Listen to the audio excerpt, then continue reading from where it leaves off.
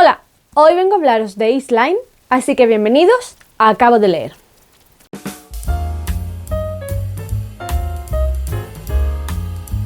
Como ya he dicho al principio, hoy vengo a contaros mis impresiones de Eastline. Ya os puedo decir que va a pasar a mi top 5 de mejores lecturas del 2021 porque me ha encantado, de verdad, es un clásico que he devorado. Eastline, para los que no conozcan esta novela, está publicada, yo la he leído en inglés, pero está publicada en español por Áticos de los Libros, con el título de Los misterios de Eastline, de Ellen Wood.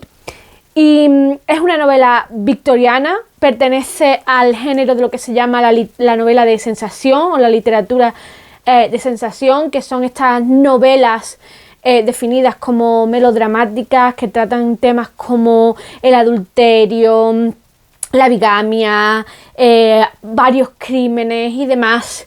Y otras novelas que también encajan en este género es La mujer de blanco, por ejemplo, de Wilkie Collins, o El secreto de Lady Audley de Mary Elizabeth Braddon, que son además dos novelas que ya he leído y que me han gustado las dos.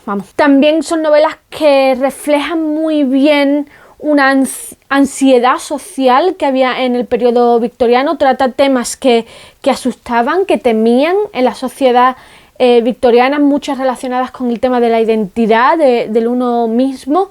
Entonces tienden a ser novelas, no diría oscura, pero sí que son con una carga dramática. Por cierto, se publicó en 1861, que tenía la fecha apuntada, pero no la encontraba mientras estaba hablando y grabando el vídeo. Pero es en 1861, o sea, periodo victoriano. Y es una novela que obviamente he leído para el reto de Victorian Spirit. Su autora es Ellen Wood. Sin embargo, cuando se publicó esta novela, ella lo publicó como Mrs. Henry Wood, o sea, que utilizó como normalmente se llamaban a las esposas en el periodo victoriano, que se llamaba con el nombre del marido, simplemente que se ponía señora delante, o sea, señora de Henry Wood. Así es como ella la publicó, y luego pues las editoriales obviamente pues han puesto su nombre de Ellen Wood, aunque no es extraño encontrar alguna edición con el nombre de señora de Henry Wood, que a mí me parece una falta de respeto absoluto, porque esta señora se merece que se publiquen las novelas en su nombre. Me da igual como quisiera ella que se lo publicara, pero con su nombre, que yo creo que se lo merece, porque además fue una autora muy prolífica y fue una autora súper conocida, y fue con su trabajo de escritora con lo que mantuvo su familia, porque el negocio de su marido fracasó, con lo cual ella tuvo que volver a ser escritora, porque ella escribía antes, lo dejó cuando se casó, pero una vez que el negocio del marido fracasó, pues ella decidió volver a escribir y publicó más de 30 novelas, algunas de ellas conocidas internacionalmente. De hecho, en Australia llegó a ser más conocida que Charles Dickens, por ejemplo. Y alguien me dejó en un comentario hace 2 vídeos que llegó a ser incluso más conocida, que Leon Tolstoy le encantaba Ellen Wood, con lo cual es una autora con una gran reputación, ¿no? También publicó una revista literaria, no publicó, sino que compró una revista literaria, la publicó obviamente, y casi todo lo que había en ella lo escribía ella, aunque tenía colaboradores.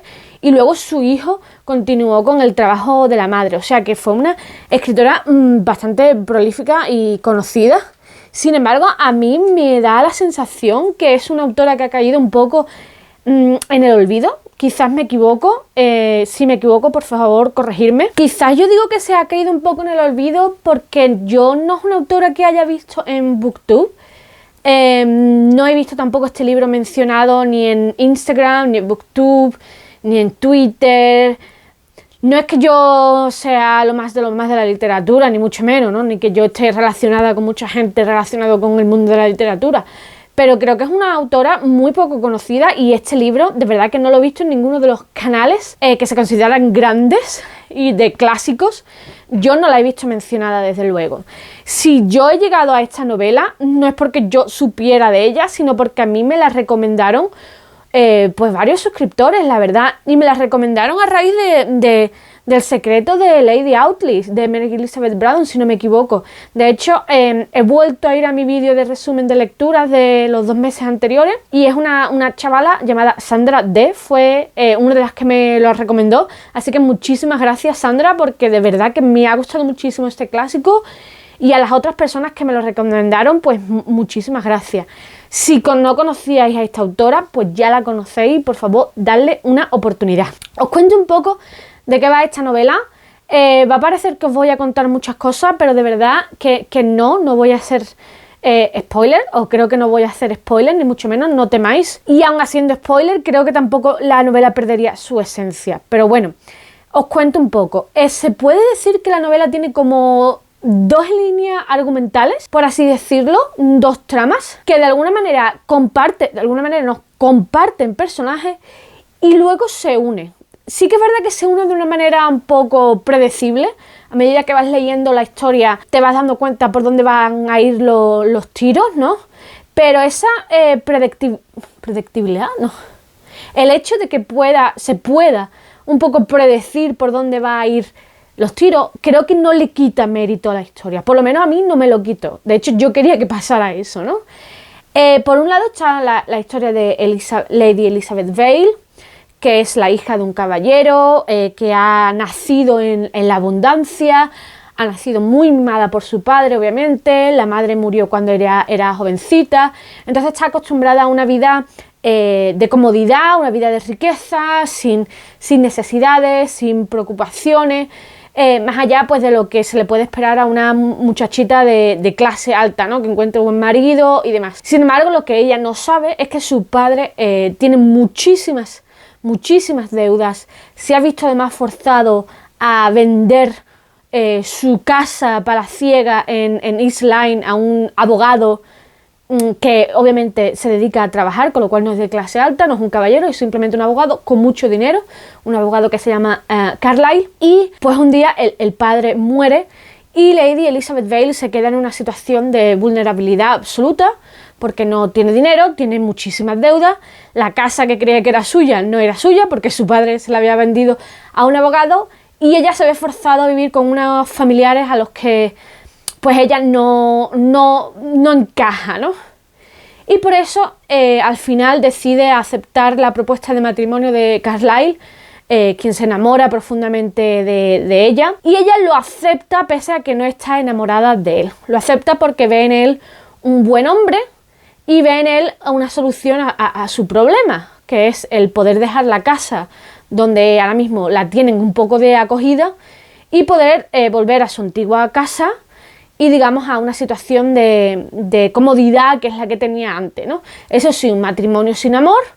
Ella además está un poco encaprichada con otro hombre, pero bueno, ella acepta que debido a su situación la mejor decisión que puede tomar es la de casarse con la de Carlyle. Carlyle, pese a ser un bonachón y estar profundamente enamorada de ella y hacer todo lo que ella desea, el matrimonio no va a ir bien porque la hermana de Carlyle, Cornelia, se digamos entromete y hace la vida de Lady Isabel un poco un infierno. Y eso va a llevar a desastrosas consecuencias, desafortunadamente. Eso y otras cosas que pasan, ¿no? Y la otra línea argumental es la de Richard Hale, que es el hijo de un caballero que ha sido acusado de asesinato, un asesinato del que él se declara inocente, y va a pedir ayuda a su hermana Barbara Hale, que a su vez le va a pedir ayuda a Carlyle, que es un abogado, como ya he dicho, y Carlyle y Barbara van a estar muy unidos para intentar probar la inocencia de Richard Hale. Cabe mencionar también que Barbara ha estado siempre muy enamorada de Carlyle. Como ya digo, estas 2 líneas argumentales se van a unir de alguna manera y van a crear pues varias situaciones, ¿no? Una de las cosas que más me han gustado de este clásico y que más me han llamado la atención es el ritmo que tiene. O sea, yo uno de esos clásicos que puedo decir que es devorado porque no podía parar de leer. Y no me ha pasado con muchos clásicos. Yo los clásicos los disfruto, pero por norma general no me parecen lecturas adictivas, con claras excepciones. La inquilina de Whitehall Hall, por ejemplo, me pareció adictiva. El secreto de Lady Audley también. Pero otros clásicos, pues los leo y no me parecen adictivos. Los disfruto, me encanta. Por ejemplo, Middlemarch no se puede decir que sea adictivo. Es más bien una lectura pausada y demás, ¿no? Pero a mí este clásico, desde un primer momento, es que no da tregua al lector. Es que no paran de pasar cosas. Yo estaba muy alucinada por eso, porque digo, es que no paran de pasar cosas. Y claro, cuanto más pasaban, más quería leer, lo cual es un contraste, ¿no?, con el clásico que acabo de terminar, La Regenta, que no pasaba absolutamente nada y yo me desesperaba. Este clásico, sin embargo, lo vas leyendo y no paran de pasar cosas. Y claro, ese ritmo hace que la novela sea totalmente adictiva. O sea, es bastante, no diría que es corta, pero si yo hubiera estado de vacaciones o hubiera tenido el día entero para leerlo, me lo hubiera devorado muy poco tiempo. De hecho, creo que lo leí en poco tiempo. Quizás en este sentido la autora es menos erudita narrativamente, tiene menos descripciones. No quiero decir que haya un exceso de diálogos, porque no creo que haya un exceso de diálogos, pero sí que es verdad que como te va contando sucesos y cosas que van pasando, pues claro, es una historia que avanza al ritmo muy rápido, ¿no? Y claro, pues la autora quizás sacrifica la erudición, la narrativa y la descripción que a lo mejor puede tener George Eliot en Middlemarch en pos de una historia adictiva, atrapante, que enganche, que por otro lado tiene sentido si pertenece a este género de la literatura de sensación, ¿no? Que quizá era un género para todo el mundo, ¿no? Y hombre, no sé si esto fue publicado en partes o lo que sea, o como una novela, no sé. Pero claro, si tú quieres mantener atrapado al lector, pues eso es lo que tú haces, ¿no? Y entonces, pese a ese sacrificio, si queréis decirlo, pese a que ser menos erudita narrativamente, yo creo que eso no le quita valor ninguno. De hecho, está muy bien escrita. La autora tiene muy claro dónde quiere llegar con cada línea argumental y con cada personaje, y le queda una novela súper redonda, con un ritmo que ya digo que es muy rápido y que yo devoré y que el lector devora. Por eso yo creo que es un clásico que yo recomendaría a todo el mundo, porque pese a ser un clásico, no es un clásico pesado, no es un clásico denso, es un clásico que se devora de verdad. Entonces, si eres la primera vez que pasas por mi vídeo o ya has visto más vídeos y no eres fan de los clásicos, no te atreves con los clásicos, yo creo que este puede ser un buen clásico para empezar, desde mi punto de vista. Por otro lado está el tema, los temas que trata. Ya he dicho que la novela de sensación suele tratar temas como el adulterio, la bigamia y diferentes crímenes. Por un lado está el argumento de Richard Hale, que pues hay un crimen, hay un asesinato que escandaliza al pueblo y que está muy bien tratado. No hay que olvidar que el periodo victoriano es cuando empieza a tener una verdadera fascinación por el true crime, que eso no es moderno con Netflix, no, ya en el periodo victoriano les gustaba estas cosas, ¿no? De hecho, en el documental que tiene Lucy Worsley sobre Very British Crime, explica cómo el periodo victoriano es cuando empiezan a surgir pues historias de detectives, la ciencia forense va avanzando, ocurre todo lo de Jack el Destripador. Entonces estos temas de crímenes y demás atraían mucho a la gente del periodo victoriano, y el asesinato que supuestamente comete Richard Hale pues tiene varios elementos, como el hecho de que era el padre de su supuesta amante, que además él es hijo de un caballero, que el padre lo repudia, que el padre es el primero que dice que si él aparece lo va a entregar a la justicia para que lo cuelguen. O sea, es un caso bastante escabroso. Y claro, como él defiende su inocencia, tú como lector quieres saber, oye, ¿de verdad es inocente? Entonces es un argumento que atrapa mucho, ¿no? Y para todos los amantes del true crime, pues obviamente ese tema, el tema del asesinato y cómo Carlyle y la hermana intentan averiguar la verdad, pues atrapa muchísimo al lector. Sin embargo, yo me quedo más con el tema de la vulnerabilidad de la mujer y del adulterio, si se quiere decir, que es lo que protagoniza Lady Elizabeth Bell. Ella representa muy bien lo que es que una mujer, pese a ser de clase alta, por así decirlo, se encuentra en una situación de absoluta vulnerabilidad que le lleva a muchas veces a tomar una decisión equivocada, o incluso aunque se tome la decisión acertada, a veces puede tener terribles consecuencias.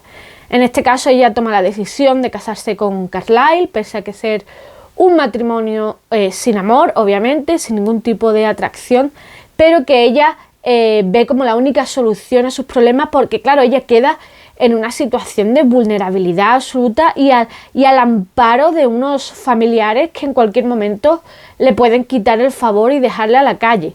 Claro, ¿qué hace una mujer sin sustento económico? Más aún, ¿qué hace una mujer de clase alta, acostumbrada a cierta comodidad una vez que se queda sin sustento? Pues había muy pocas posibilidades. Quizás la más digna era la de casarse.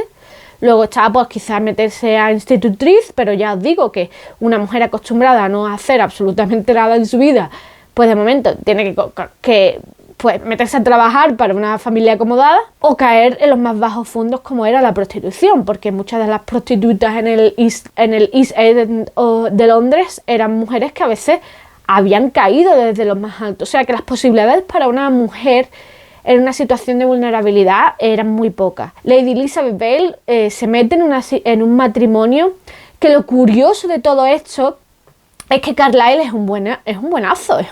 O sea, no se le puede reprochar absolutamente nada a Carlyle, solo de ser un absoluto pelele, básicamente, ¿no? Pelele porque está ciego, no se da cuenta de lo que ocurre a su alrededor, ¿no? Y claro, te enfadas con él, pero no se le puede reprochar de que sea un marido malo. Pero sí que es verdad que cuántas mujeres se casaban engañadas, ¿no? No engañadas, se casaban pensando que iban a tener un buen matrimonio y luego resultaba que tenían maridos pues que eran horribles, ¿no? Que eran maltratadores, que abusaban de ellas, que las maltrataban psicológicamente, físicamente, etcétera, ¿no? Y claro, cuando una mujer se encuentra en esa situación de un matrimonio infeliz por el motivo que sea, en el periodo victoriano tenían muy pocas salidas. Para empezar, no podían divorciarse. Entonces, claro, ¿qué salidas le quedaba? Pues a estas mujeres lo que le quedaba era huir del hogar. Y huir del hogar era el peor pecado que podría cometer una mujer. O sea, perdía la honra, ya era una cualquiera, se la exiliaba de la familia, no se le ayudaba.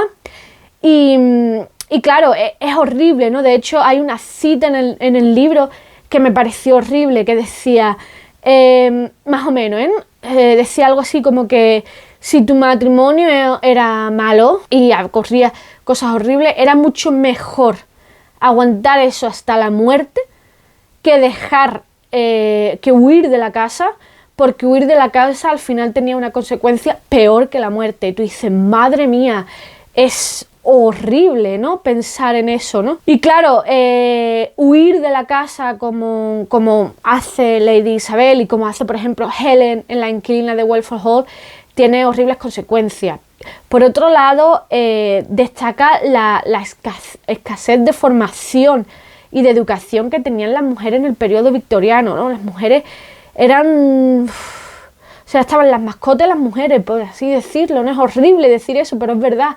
Las mujeres eran educadas para casarse y poco más.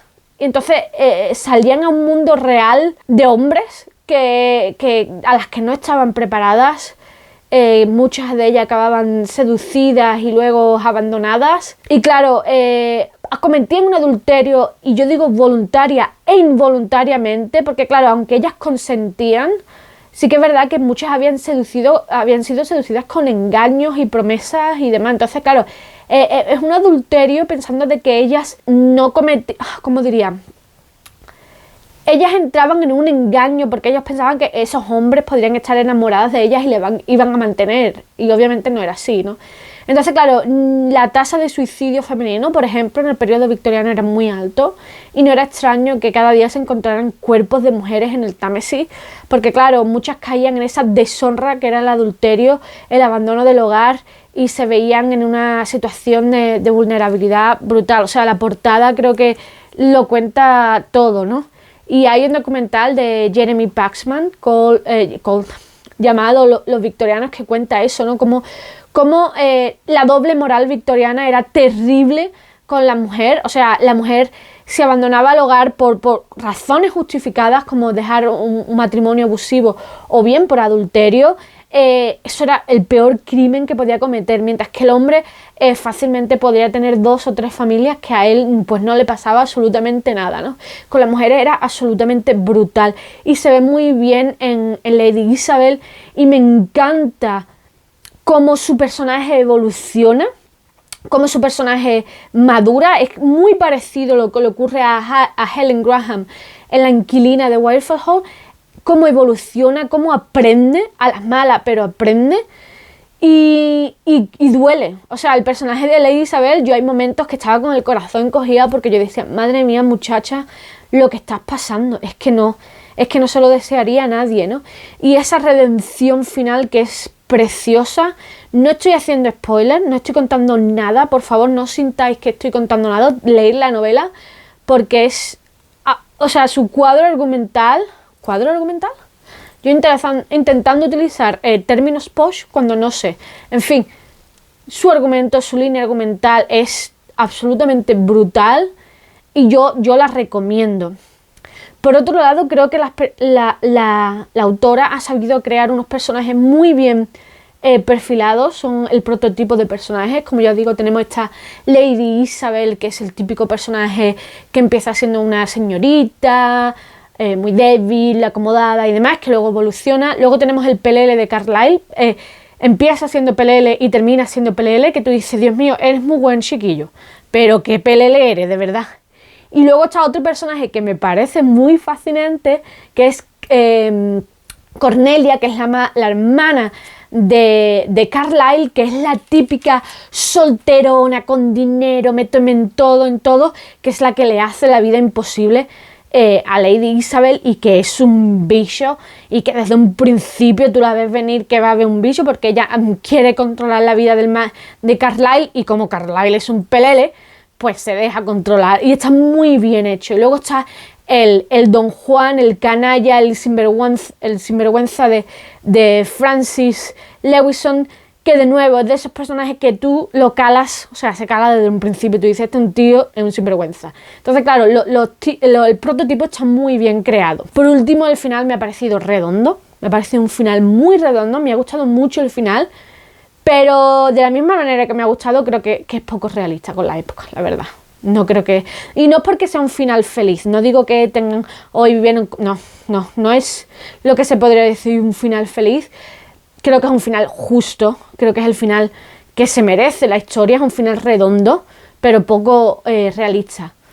De todas formas, pese a los 2 o 3 fallitos que he dicho, a mí la novela me parece un 5 estrellas. Sé que la voy a volver a leer en el futuro. Me ha gustado tanto como El secreto de Lady Audley, me ha gustado tanto como Middlemarch, La inquilina de Wildfell Hall. No sé por qué le encuentro parecido a todas estas novelas. Y si conocéis otra novela de Ellen Wood que hayáis leído, por favor, dejádmelo en las cajitas de comentarios, porque quiero leer más de esta autora. Y nada, me da mucha pena que no tenga una adaptación televisiva reciente. Creo que esta novela ha caído un poco en el olvido, me da esa sensación, no sé si otras personas, si la habéis leído, tenéis esa sensación también. De hecho, la última adaptación es una adaptación en la radio, en la BBC, en 1987, y creo que hay una versión televisiva de 1913 o algo así. O sea, no hay adaptaciones recientes, y creo que es una miniserie, o sea, una novela que le pega una buena miniserie de la BBC. Vamos, yo estaría encantada que la hicieran. Y nada, esa es mi opinión de Isline. Dejadme en la cajita de comentarios qué os ha parecido, si os ha llamado la atención, si os interesa, si no. Creedme cuando digo que no he hecho para nada spoiler, por favor, leedla. Y que... y nada, eso, que si conocéis otra novela de la autora, que me lo digáis. Dadle al like si os ha gustado el vídeo, o dislike si no os ha gustado, no pasa nada, yo no me molesto. Si os ha gustado el vídeo y creéis que este puede ser vuestro canal, suscribíos, a mí me hace mucha ilusión, celebro cada suscriptor. Y nada, nosotros nos vemos muy pronto porque prometo subir otro vídeo prontito y además muy navideño. Así que nada, ya nos vemos. ¡Adiós!